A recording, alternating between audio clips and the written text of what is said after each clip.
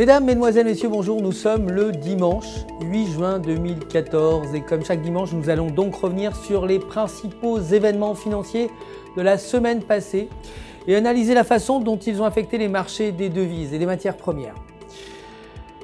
L'euro s'est renforcé légèrement face au dollar américain la semaine dernière, récupérant d'une baisse de 0,5% jeudi, la plus forte baisse en une seule journée ces 3 derniers mois.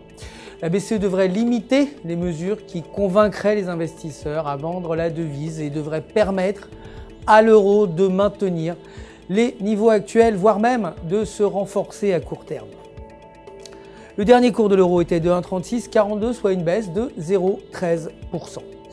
Le dollar canadien a atteint son niveau le plus bas en 4 semaines par rapport au dollar américain la semaine dernière, alors que le chômage a augmenté de 7% au mois de mai. Cette faible croissance économique a conduit la Banque du Canada à partager ses préoccupations quant à l'inflation faible, ce qui a eu davantage d'impact sur le dollar canadien. Le dernier cours du dollar canadien était de 0,9146, soit une baisse de 0,06%. Le pétrole brut, quant à lui, s'est renforcé la semaine dernière alors que les emplois non agricoles n'ont pas réussi à battre les prévisions mais ont quand même dépassé les 200 000 pour le 4e mois consécutif. Le renforcement continu de l'économie américaine indique une augmentation de la demande de pétrole dans les prochains mois. Le pétrole brut s'est quant à lui déprécié grâce à l'optimisme de la fin de la crise en Ukraine, les principaux dirigeants s'étant retrouvés lors des commémorations du débarquement en France.